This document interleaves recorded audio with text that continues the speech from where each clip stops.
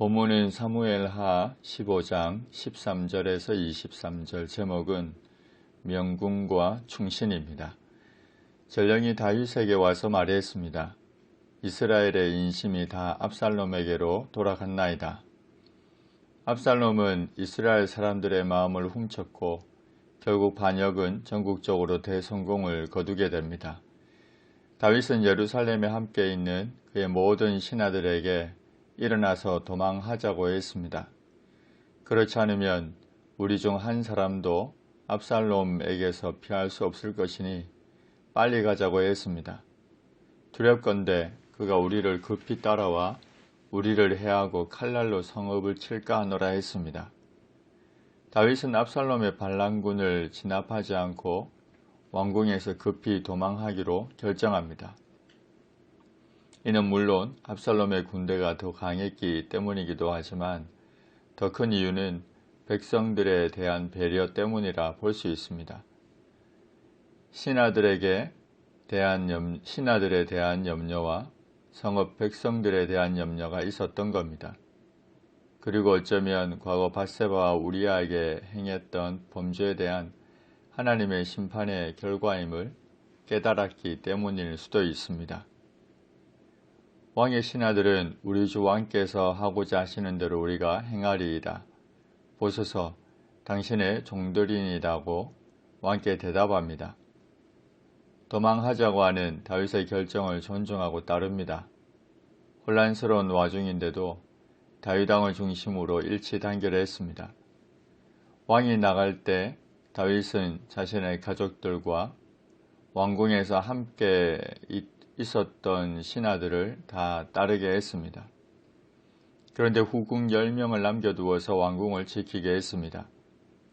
다윗이 후궁 10명을 남겨둔 것은 그가 생각할 때 아무리 반란을 했다고 하나 압살롬은 자신의 아들이니 후궁 곧 자신의 첩들에게 패역한 행위는 하지 않을 것이라 여겼습니다. 그러나 이후 이들은 압살롬에게 공개적으로 욕을 당하게 됩니다. 결국 이로 인해 하나님의 심판 예언이 성취됩니다. 왕이 나가매 모든 백성이 다 따라서 벳메르학에 이르러 멈추어 섰습니다. 벳메르학은 멀리 떨어져 있는 집이라는 뜻인데 예루살렘 도성의 마지막 집을 가리키는 표현입니다. 다윗은 이곳에서 그의 모든 신복과 장군들 그리고 호위병들을 점거합니다. 그의 모든 신하들이 그의 곁으로 지나갔습니다.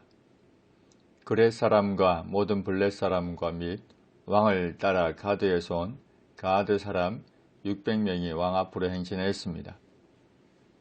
그렛 사람과 블렛 사람 그리고 가드에서 온 사람들은 모두 외인 부대입니다.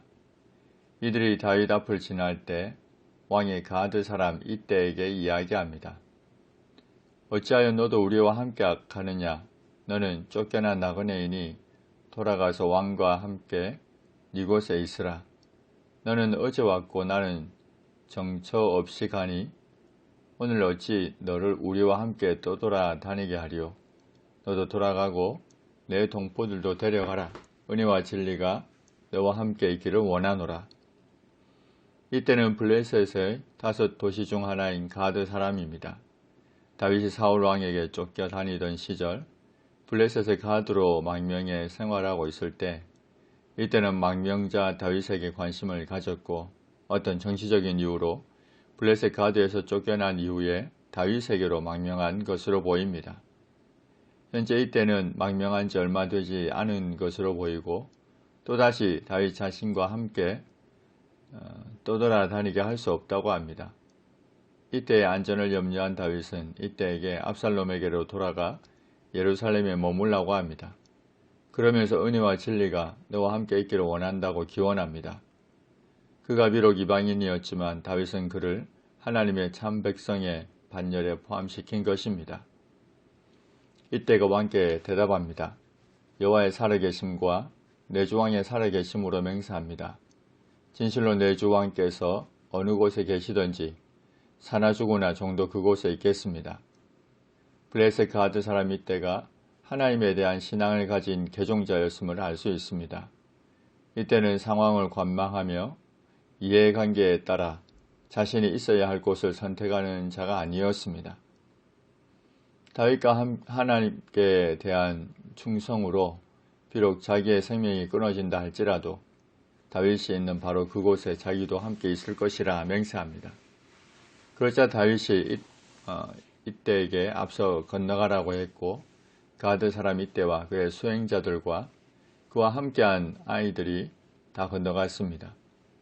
예루살렘에 있는 온 땅 사람이 큰 소리로 울었고 다윗을 따라 나왔던 모든 백성이 앞서 건너갔습니다.